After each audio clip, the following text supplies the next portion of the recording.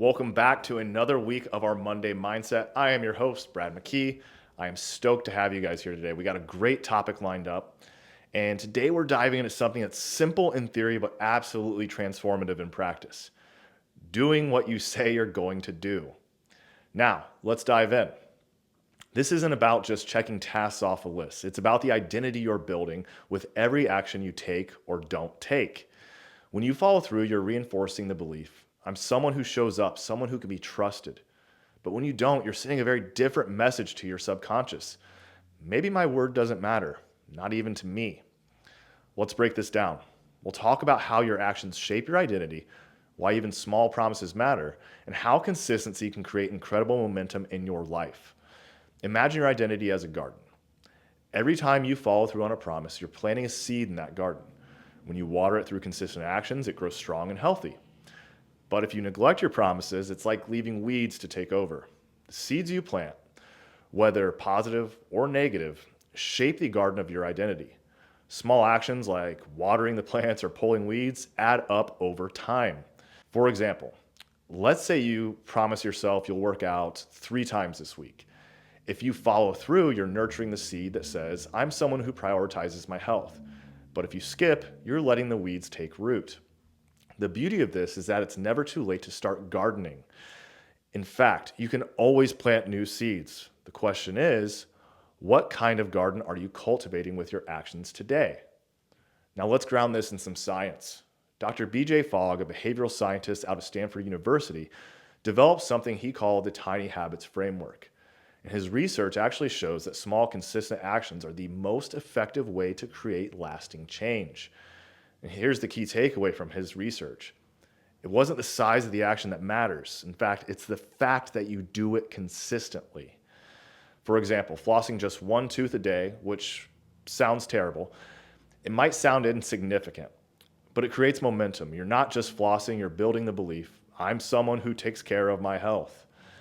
It's not about tackling massive goals all at once. It's about showing up consistently, even in small ways, because every action reinforces an identity.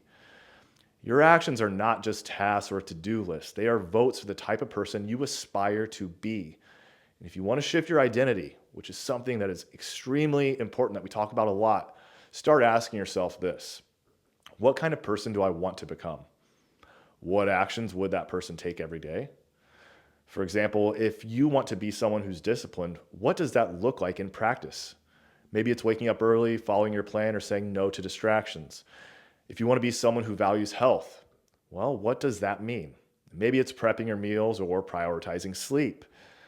The shift happens when you stop focusing on the outcome and start focusing on the new identity.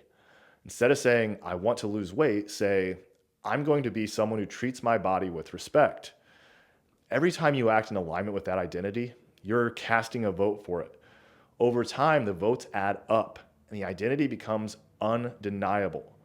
This is why following through on even the smallest promises is so powerful. It creates a ripple effect. And let's say you commit to drinking a glass of water every morning. That one small action can set the tone for the rest of your day. It can build confidence because you kept a promise to yourself. You did what you said you were going to do. It might inspire you to take the next positive action, like prepping a healthy breakfast, planning your workout for the day. And momentum actually works both ways, though. Following through, it creates positive ripples, while breaking promises creates negative ones. This is why it's of paramount importance. If you say you're going to do something, you do it. You want to trust yourself. And the good news, well, you're in control of where this ripple effect takes you. If you've been breaking promises to yourself, it's not too late to start to rebuild that trust. Here's how to start. First, start small. Pick one promise you can keep today. Make it simple, something you can do in 5 minutes, like a short walk or writing down tomorrow's goals, maybe even logging your food. Second, set clear intentions. Be specific about what you're committing to. Don't say something lazy, I'll try to work out this week. Instead, say, I'll work out Monday, Wednesday, Friday at 6 p.m. Third, track your wins. Keep a journal or checklist. Every time you follow through, write it down. Seeing those wins, it builds confidence and it acts as evidence to support that you are who you say you are. And finally, reframe setbacks. If you miss a promise, don't let it spiral into self-doubt or negative self-talk. Acknowledge it, learn from it, and recommit. Always pull the lesson from the learning. One of my favorite quotes is lessons not learned will continue to repeat themselves. So always extract the lesson. The goal isn't perfection, it's progress, guys. And again, this week, I want you to focus on one small promise to move you towards the identity you want to create. Write it down, commit to it, and follow through every single day this week. And again, another example, if you want to be someone who's disciplined, commit to waking up at the same time every day. If you want to be someone who prioritizes health, commit to prepping a meal every single day. Whatever you choose, make it non-negotiable. Treat it like a promise to your future self. Treat it like it's work. You don't skip work because, I don't feel like it today. Maybe you have the coolest boss ever, but I highly doubt it. Every promise you keep is a vote for the person you're becoming. When you follow through, you're not just building habits, you're reshaping your identity. You're creating a version of yourself that you're proud of, one small win at a time. So again, this week, ask yourself, who do I want to be? And let your actions reflect that person. Let's all win, baby.